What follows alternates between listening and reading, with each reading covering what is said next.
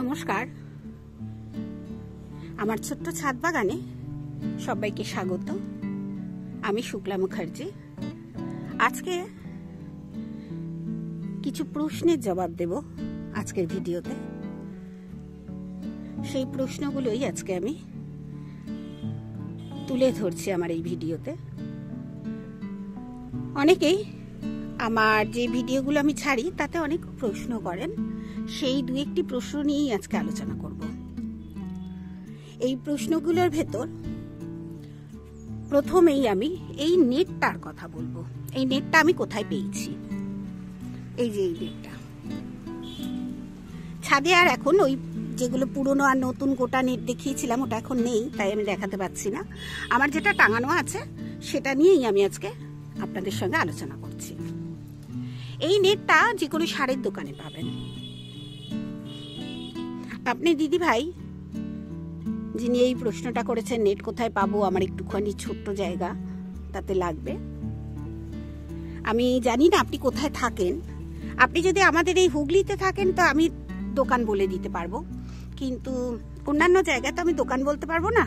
আপনি চেষ্টা করুন যেখানে সার পাওয়া যায়, মানে খোল সার যেগুলো পাওয়া যায়, আমরা ব্যবহার করি চুন, সর্ষের খোল, নিম খোল, বাদাম খোল, যেসব বীজ যে দোকানে পাওয়া যায় সেই দোকানে আপনি এই সুন্দর নেটটা পেয়ে যাবেন। এবং নেটটা ওজনে বিক্রি হয়। এই নেটটা অনেক দিন থাকে, তাই আমি খুব বারবার বলি, অনেকবারই বলি যে এই নেটগুলো আমাদের জন্য খুব ভালো, হালকা, নিজেরা একা একা টাঙিয়ে নেওয়া যায় এই নেটগুলো। আমার এই নেটেই দেখুন কত কিছু হয়েছে।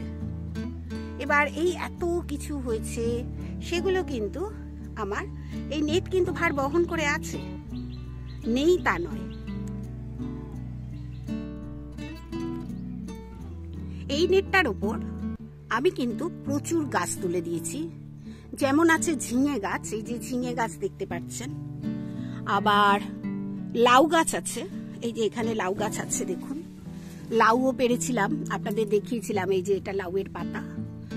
এরপর দেখাবো কুমড়ো গাছ, কুমড়ো গাছও আছে, কুমড়ো গাছও তুলে দিয়েছি। এই এখানটায় আছে কুমড়ো গাছ। আর আছে চিচিঙ্গে গাছ।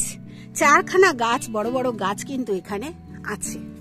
আমার নেট কিন্তু এতই শক্ত এই নেটগুলো যে গাছগুলো সুন্দর ভালো থাকে। এই যে দেখুন এসব রয়েছে।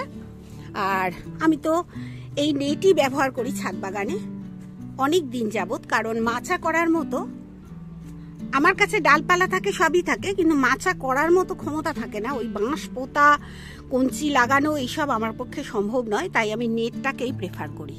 আপনারাও যারা নেট ব্যবহার করতে চাইছেন করতে পারেন। এই নেট সার বীজ যেখানে পাওয়া যায় সেখানেই পেয়ে যাবেন। এরপরে দেব আরেকটি প্রশ্নের উত্তর। সেই প্রশ্নটাও আমি আজকে এক্ষুনি উত্তরটা দেব। আমায় এক সবুজ বন্ধু প্রশ্ন করেছেন সিড টু প্ল্যান্টের বীজগুলো আমার কাছে কত নিয়েছে। আমি দেখাবো।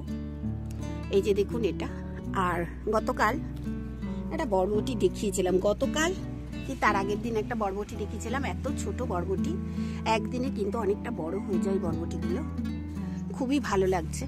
আর এটা আমি রেখে দিলাম আমার ছাদ বাগানের জন্য।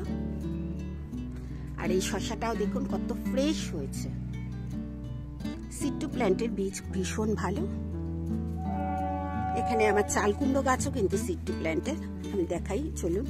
চাল কুমড়ো আসেনি এখনো, ফুল হচ্ছে সবে, মেল ফুল হচ্ছে। আর তার পাশে যে করলা গাছটা দেখছেন এটাও কিন্তু সিড টু প্ল্যান্টেরই বীজ। এই যে এখানে ফুল আছে, এইটাও, এটা লং বিনসের বীজ। আমি অনেকবার বলেছিলাম লং বিনস যে কি জিনিস আমি বুঝতে পারছি না, হয়তো বরবটি, তাই হয়েছে, বরবটিই হয়েছে। কিন্তু এত লম্বা বরবটি এর আগে কিন্তু আমার ছাদ বাগানে হয়নি, কারণ প্রত্যেক বছরই কিন্তু আমি গাছ করি। প্রত্যেক বছর আমার ছাদ বাগানে গাছ হয়। আজকে 15 বছর 20 বছর আমি এরকম গাছ করছি। চলুন তাহলে আপনাদের বীজটা দেখিয়ে দিই। বীজগুলো যেহেতু আমি বসিয়েছি তাই না, বীজগুলো আমি আটকে রেখেছি ক্লিপ দিয়ে। এই বীজটা আমি বসাইনি, এটা গাজরের বীজ, এখনো বসাইনি। এটাও বসাইনি, এটা র্যাডিশ আছে মানে মূলো, এটা লাল মূলো আছে। এই দুটো এখন আমি বসাইনি। এই বর্ষাকালে এখন সাদা মূলো বসানো যায়, কিন্তু লাল মূলো নয়, আমি যতদূর জানি, হয়তো পাওয়া যায়। এই যে দেখুন ইয়ার্ড লং বিনস, এই ইয়ার্ড লং বিনস এই জিনিসটা কিন্তু চলুন দেখাই। এই বিনসটা, এইটা ইয়ার্ড লং বিনস। ইয়ার্ড মানে তো আঙ্গিনা, ইয়ার্ড লং বিনস মানে মাটিতে যে গাছগুলো বসানো হয় আর কি। এরপরে এই যে কুমড়ো, এই গাছও বসিয়েছি, ঢেঁড়স, এইসব গাছ কিন্তু আমার আছে। এই যে চাল কুমড়োর বীজ, এটা ঢেঁড়সের বীজ, এই যে করলার বীজ, শশা যেটা আমি দেখিয়েছি একটু আগে, শশায় লঙ্কা, ক্যাপসিকাম, আমি এইরকম কিছু কিছু বীজ আমি এনেছিলাম। এই প্রত্যেকটা বীজ মানে প্যাকেট 39 রুপিস করে নিয়েছে বীজগুলো, মানে এক প্যাকেট বীজের দাম 39, আর বীজটার পরিমাণটা দেখুন কতটা আছে। এই যে সিড টু প্ল্যান্ট এই প্যাকেটেই এসেছে। আপনারা দাম জানতে চেয়েছিলেন কিরকম দাম নেয় সিড টু প্ল্যান্টের বীজগুলো। বিভিন্ন দামে পাওয়া যায়, যেমন পাওয়া যায় 39 করেও পাওয়া যায়, আবার 59-এরও বীজ আছে আমি দেখেছি। মানে বিভিন্ন সবজির বীজের বিভিন্ন দাম আর কি।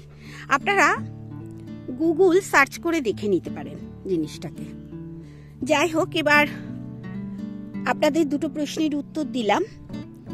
এবং আপনারা যদি এই বীজ কেনেন তবে প্রথমেই বলবো মাটি কিন্তু সুন্দর করে তৈরি করে নেবেন।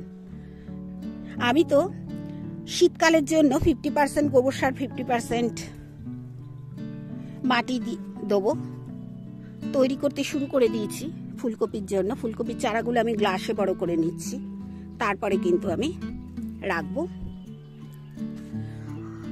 আর আপনারাও করতে পারেন সেরকম, যে আমি ফুলকপি গাছ কিন্তু যখন বসাই একবারই ওই মাটি তৈরি করে নিই সুন্দর করে, তারপরে কিন্তু আমি আর সার ব্যবহার করি না।